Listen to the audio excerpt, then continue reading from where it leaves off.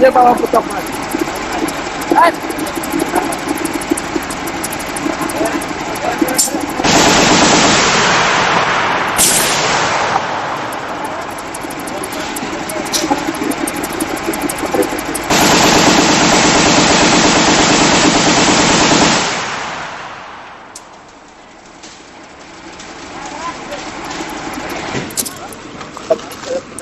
Oo, sir.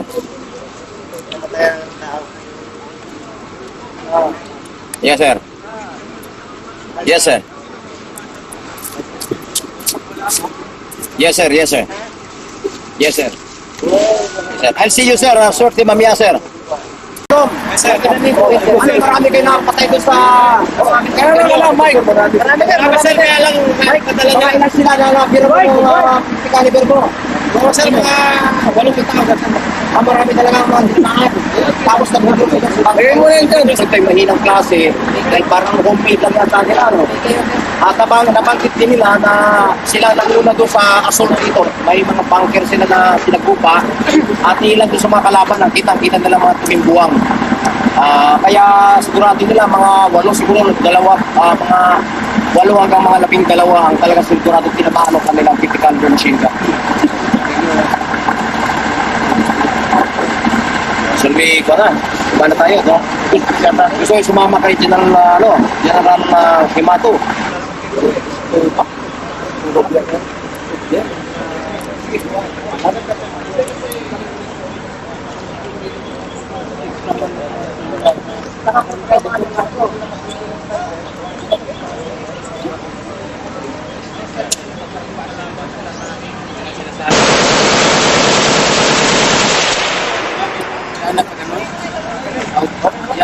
Yan.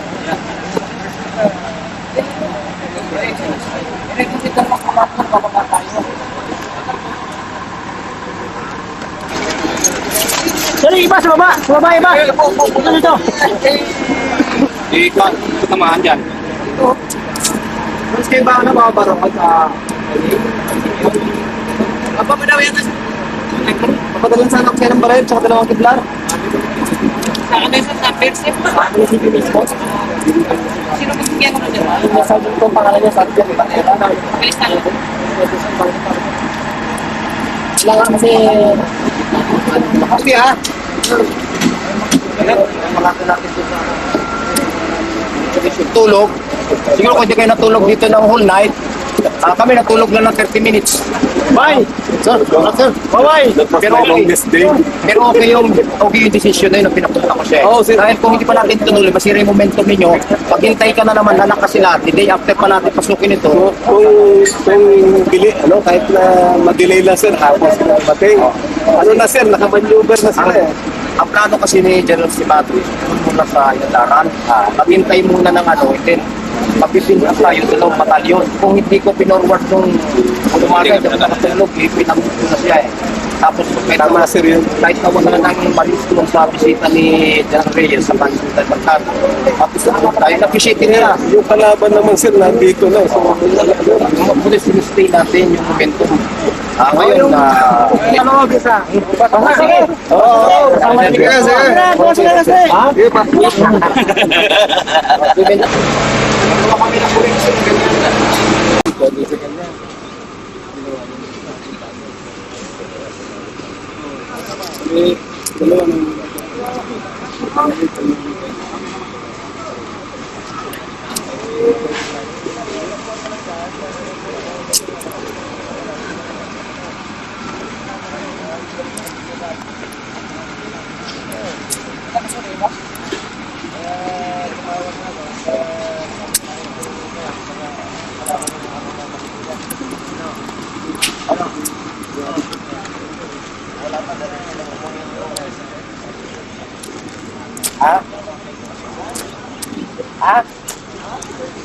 Dahil ko na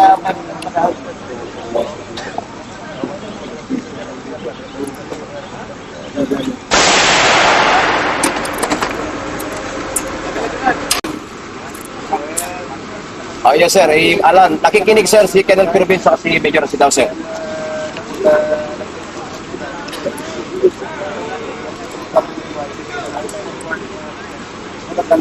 Yes, sir. Yes, sir. I'll see you, sir.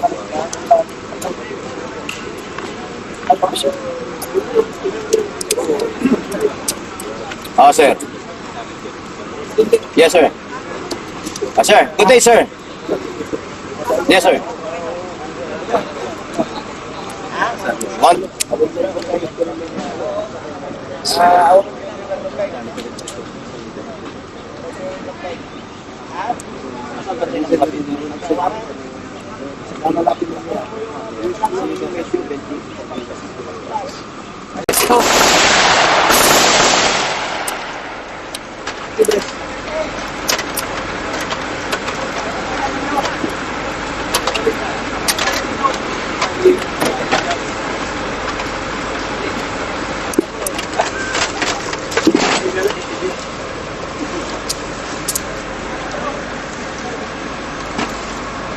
Ano lang, no? Maraming changes.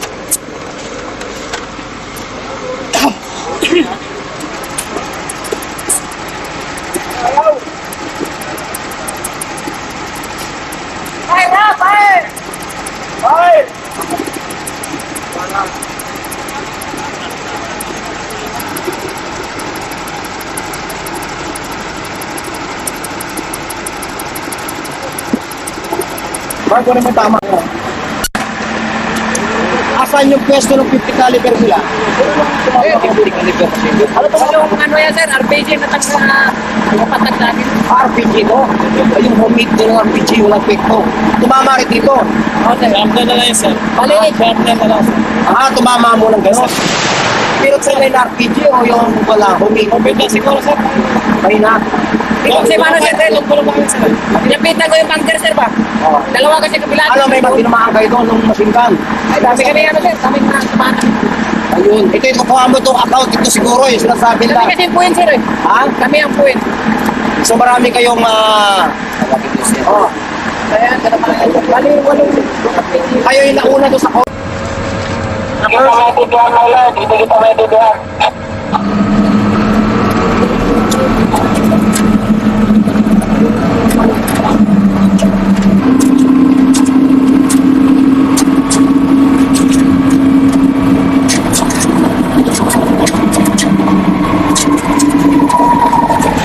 kasunod sila, ma'am.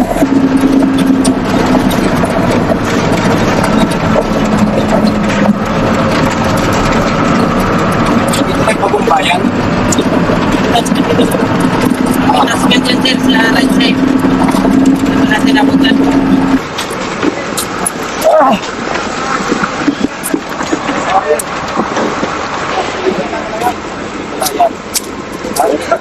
Pinunta na namin sir yung ano, dating ito sana yung ilang nila talaga. Yung mga ano sir, yung mga cases ng dugo, marami sir, dami nila wala sir, ano, dahil hinihila nila sir, pero ang dami talaga. Saan banda yung mga Dito sir, kahit dito sa loob sir, marami. Kaya tinanong natin. Dito sa loob sir na ano, tapos dito, Clip lang ninyo. ano the frame sir, marami dito. Hindi, meron kaming analysis doon. Tingin ko sila.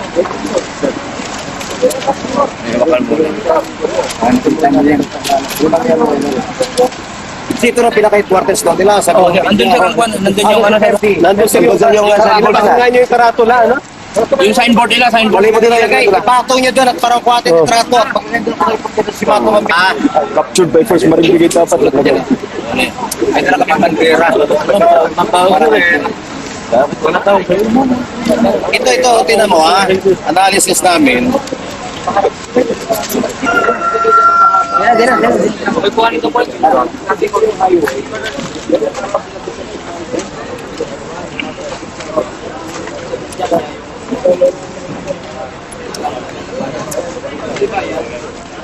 Division, ha?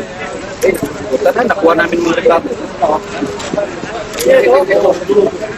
Ay, kaya kayo, ano kayo rito? Buwan pa to. Hindi pa yan gamit ito, mga B40 nila. Hindi pa gamit yan. Hindi dumating yung pang-port batalyon, nagmamanyugan lang sila para ano eh. Pero,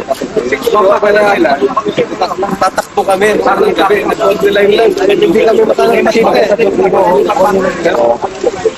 Mahaba talaga yan. Pagpasok mo sa highway, meron silang mga strong points dito. And then sa gitna yung Dilabawan, Dilabayan. And then dito sa taas, kung approach mo galing sa south naman, dadaan ka muna sa strong point bago makapasok dito. Yung ano sir, yung Dilabayan, yung pinuntahan ng tao namin kanina. So wala May tao ron. wala sir, may maganda na campus sila ron, pero matagal na nabakante yan. Yung mga faxon nila sir, facing dun sa labas. Lahat ito, pagpasok mo dito sir, lahat ng faxon doon, kumbaga dito, ayun, Facing sa parang ganun. Hanggang dito, Ito lahat. kasi yung main defensive position nila. Ito sir yung pinaka nila. Yung nandun sa may dulo sir, pa-approach sa ganyan, doon na sir marami yung traces, tapos nandun na nakuha yung sasakyan na pang ano nila na evacuation May nila. mga dugo niya. Sir. May mga dugo dito. Marami sir silang tama. Sweeping the bin. Ito tama ito mga 105. Ano yan? Tama sir. Ubitin. Bulungan mo siya na. Dito tayo sa may ano nito. Halika.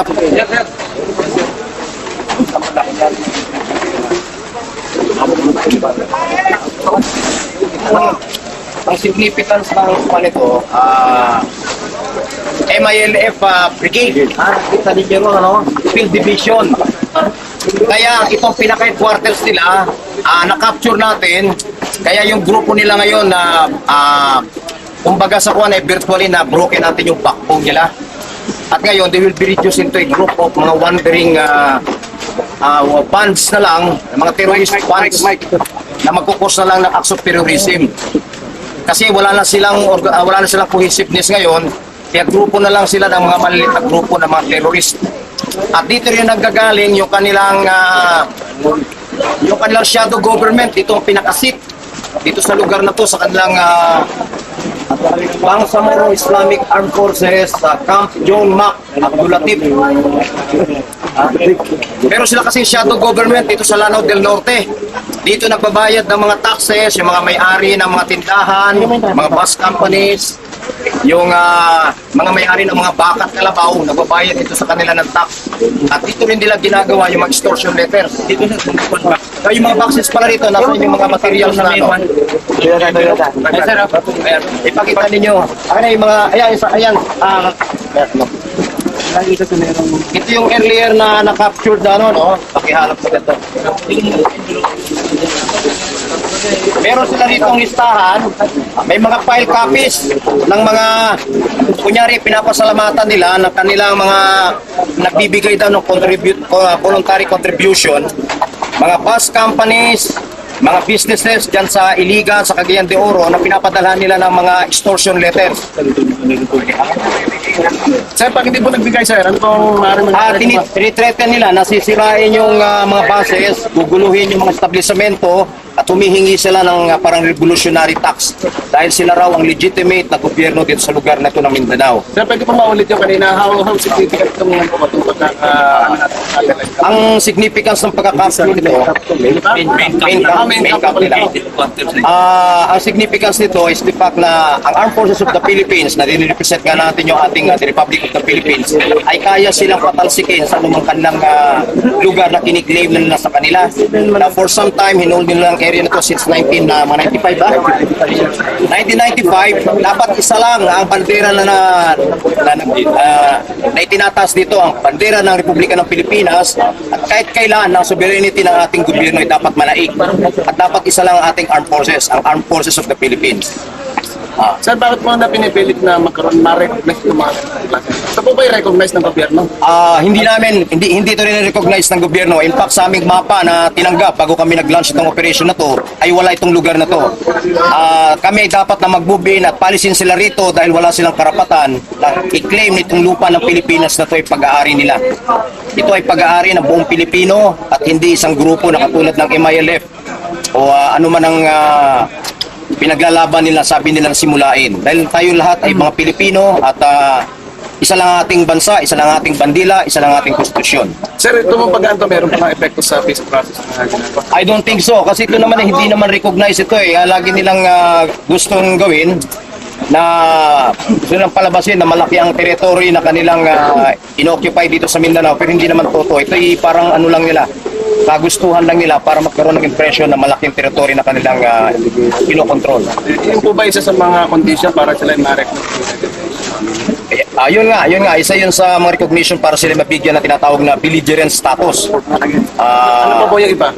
Ang ibang pagkakalam ko ay meron silang armed forces na nagsusuot ng sariling uniforme na may emblem, may sariling bandila, merong grupo ng mga mamamayan at isang geographical location na kanilang kinokontrol. Subalit ito hindi naman nila mapapatunayan dahil ever since sila ay grupo na palipat-lipat lamang na gumagawa ng terorismo sa ating bayan. Gano'n po katagal bago nakuha po itong tampa? Mga 2 araw na bitter fighting itong nangyari na to. In fact, ilan sa aming mga tauhan at opisyal ay nagbuwis ng buhay para rito. In fact, meron kaming prepared na asan ba yung ating kwan? Pabigay natin dito sa mga Sergeant Major. Tapos muna kami.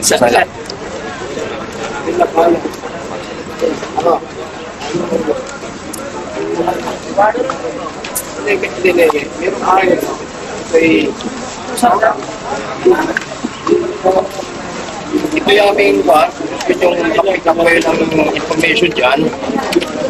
Parang guide na lang ninyo kung dagdagan ninyo sa basic information sa ano. Pare, nag-conduct tayo rito parang isang press conference dito mismo sa site. Sir.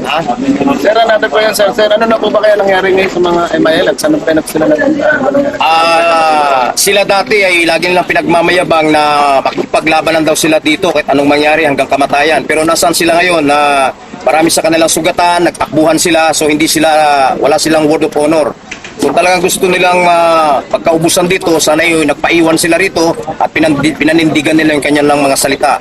Malaman ngayon ay malilit silang mga grupo kung saan sila nagtatago at siguro ito maging trabaho na ng mga Rangers para sila hanapin na all over dito sa Lanao del Norte. Ano po mga casualties natin? Casualties sa side ng MIL at casualties Ayaw ko munang magsalita dahil gusto kong bigyan ng karapatan yung aming commanding general ng 4th Infantry Division, si General Simato. I will be conferring with him shortly at silang gagawa ng mga official statements regarding dito. Gusto ko lamang i-highlight na ang nangyari dito na pag-capture na itong camp na ito ng MILF ay isang tribute sa ating mga magigiting mga sundalo na marino dahil sa tinagal ng 2 araw sila ay nakipaglaban dito against dito sa grupo ng humigit kumulang, sabi nga nito mga field commanders natin, mga almost 1,000 dahil marami silang reinforcement that came over from all over the province, including from Lanao del Norte. Gano'ng kalakas ang kanilang mga gamit? Ang mga firearms nila, minomonitor namin sa aming command post ay meron silang mga conserved weapons like 50 caliber machine guns, mortars, mga P40 rockets at mga rifle grenades. By the way, gusto ko palang introduce yung commanders ng Marine Battalions na nag-participate sa nangyaring sagupaan dito. Si Lieutenant Colonel Kirubin, ang commander ng 1st Marine Battalion. Siya at ang kanyang mga tauhan ang unang-unang sumagupa dito at sila ang nakaranas ng talagang unang buho. Sir, gagawin nyo ngayon sa headquarters namin? Well, nakausap ko kasi Colonel Kirubin isang araw at kahapon at sinasuggest niya na ma-maintain natin ang control dito sa area na to dahil kung tayo aalis din ay mula na naman silang babalik at itong lugar na to ang sinususpetsa na pinanggagalingan yung bang tinatawag na staging area ng mga terrorist na bumababa doon sa along the highway ito sa ating playa at naghahasik ng lagim sa ating mga mamamayan. In fact, yung mga bombers na nagpasabog dun sa ferry boat sa Osamis ay pinapaniwalaan ng higher headquarters na dito nang galing. At kung hindi natin ito kukontrolin ay tuluyan tayo, lagi pa rin tayo mag-iisip na sa kalapitan ng ating mga bahayan at ating seat ng ating government ay napakalapit lamang isang lugar na pinanggagalingan ng mga terorismo. So ito ay Tayo nagpampo, sir. ito ay itutuloy nating occupayan ng military forces. In fact, si Lieutenant Kirubin ay sinuggest niya na gawin itong isang parang military outpost at pangalanan sa ngalan ng in honor ng aming isang opisyal na nasawi. In honor of his heroism, si Lieutenant Don Alfonso Javier na nasawi na paglilid ng kanyang mga tauhan para makapture itong camp na ito. Marine siya, nandito ang pangalan niya. Sir, di ba po kahapon yata, isang araw, nagkaroon ng ceasefire doon sa amin. Bakit? Ang accusation ng MILF, may ceasefire, bakit you are pursuing the Ceasefire, siguro pinag-usapan nila ron sa taas. Walang umabot sa amin na ceasefire. Ever since naman ay may ceasefire, hindi nila ino-honor. Ngayon na sila ay nako-corner ng nasa defensive sila. Ngayon na sasabihin nila na mayroong ceasefire. Fuse sa kanilang mga explosives, talagang meron silang kapabilidad dito. Kaya malamang yung mga bombers na kinasawi ng ating mga kababayan doon sa Osamis ay nanggaling dito. Meron din silang parang homemade na rockets, ng anti-tank, subalit ito ay gawa-gawa lang nila at hindi epektibo sa ating mga armored. Yan mo lang yun, sigurado yun. Lain nag-expire lang yan. Okay. Sa plywood? Yung mga tinamaan niya. Plywood, ito, kasama yung... Kunin niyo yung plywood.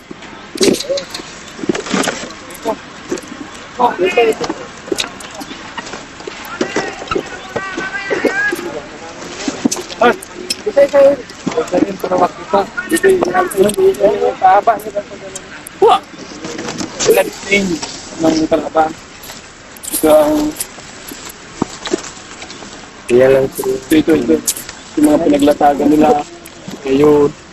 Ito. Yan, tinan mo yan. Mga bloodstains nila.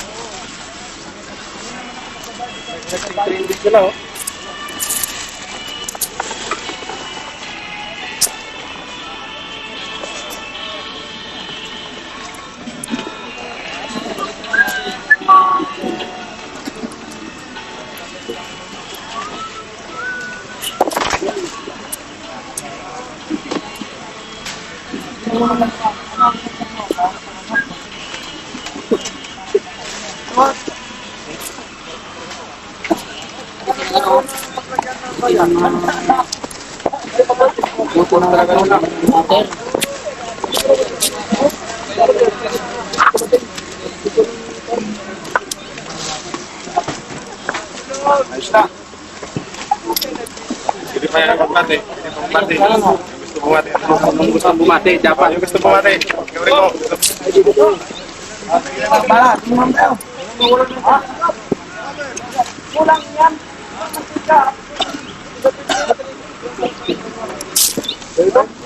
Wala na kayo. Ano natin?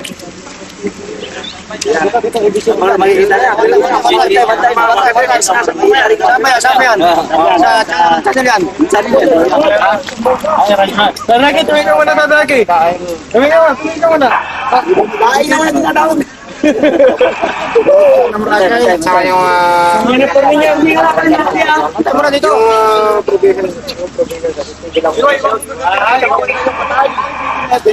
Patay na kapitin na yun. Patay pa rin, kasi tama dyan. Yan. Yung tama niya dito. Yung tama niya dito sa likod.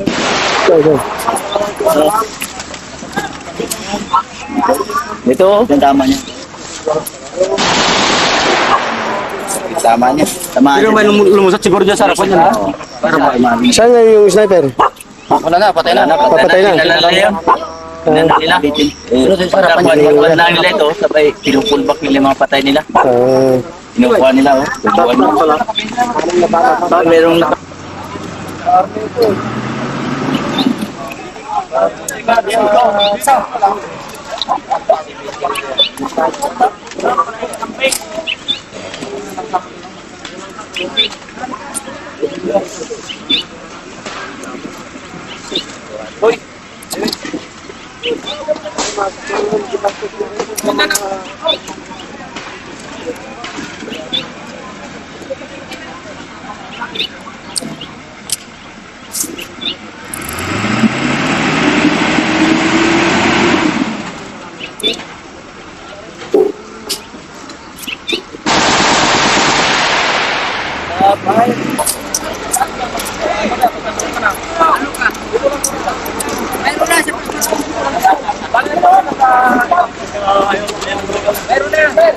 Yung imported na pala.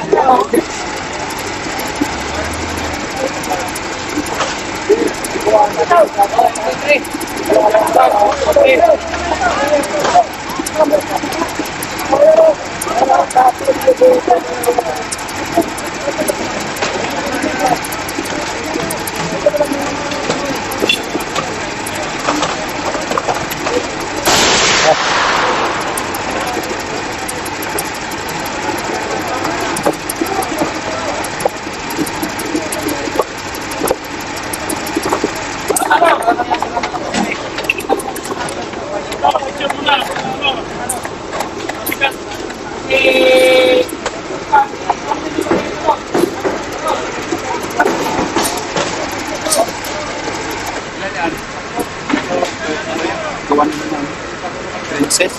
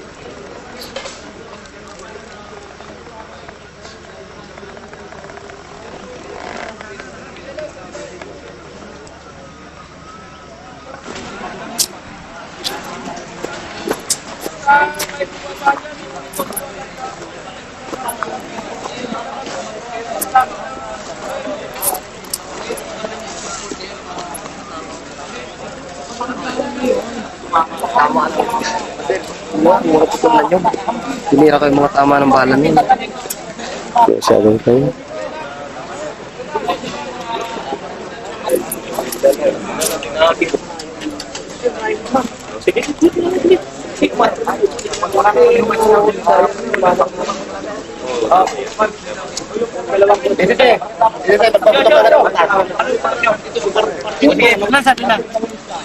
Magpaputok ka ng dalawa. Siguro, sir. Apat, sir. Please. Nanginig pa nila eh. Awak lang mo na, base plate. Apat. Parang actual, parang sino. Upload. Yung motor sa likod, huwag kitingin-tingin. Paano kayo mo po?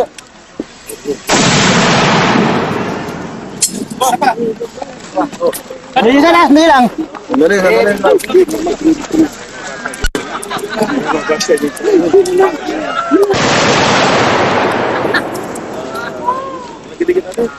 Tingin lang ha.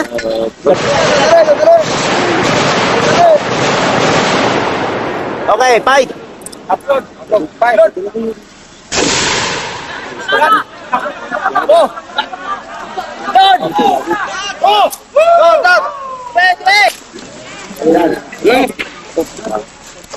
Dito nila hiniga yung mga wounded nila. Dito nila hiniga yung mga wounded nila kaya marami dito. Tapos doon sa loob ng mga barracks doon, ang daming mga ganito. Dami, trace of blood. Meron sila talaga sa training nila na para hindi malaman ng government forces kung gaano kalaki yung kanilang casualty at isipin nating marami pa sila. They get out of their way para i-recover yung kanilang mga patay at ang mga kanilang mga duguan. In fact, lininis pa nila bago sila umalis, sinabugan ng mga apo. Yung gusto nyo makita yun nandoong, sino ba yung dito? Nandito pa ba yung sniper na nakatali sa inyo? Wala na, sir. Tinanggal yung kaldo, sir. Doon po. Kunyari nakatapak. Alam mo sir, nakakatalag yung Ano yan, sir? Sa B40 yan. B40? Shrapnel ang Ito, B40. sir, ng B40. Ito, sir, ma-50 caliber. Yan, ma-50 caliber. Hindi nila, sir, kaya. Kaya, Ang buti naman yung mga kwan. Periscope, sir. Ito, binutas niya. Ito, please. Buti na lang at baliwala, sir, yun, no? sabay sa plus Naplat. kaya. Pinusok lang ng...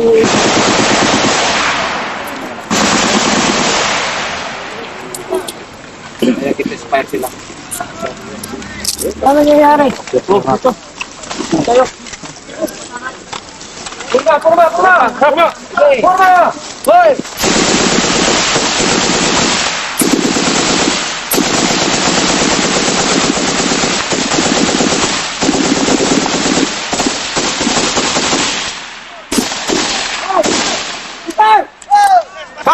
Dilang, dilang, dilang!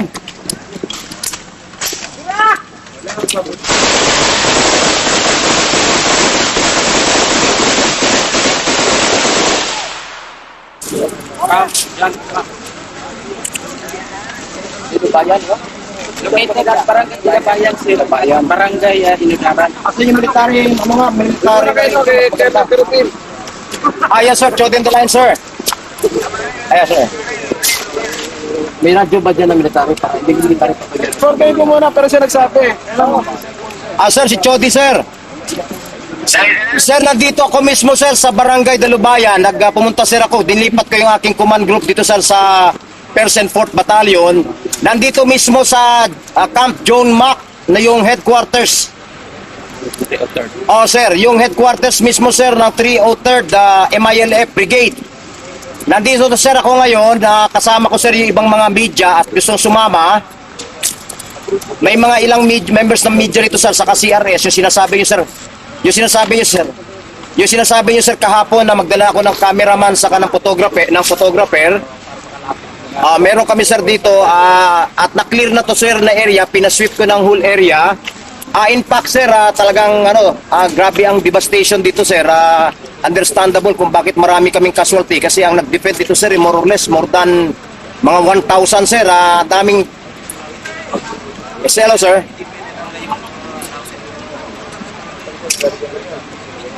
Siguro, I would say, tatanungin ko, sir, itong field commander ko, sir, mga ilang bang casualty possible na kuhan? Ay mga 50 o 40? Sobra, sir, sobra. Sobra siguro, sir, kasi marami ditong lugar na pinaglagyan nila, sir, ng kanilang mga casualty.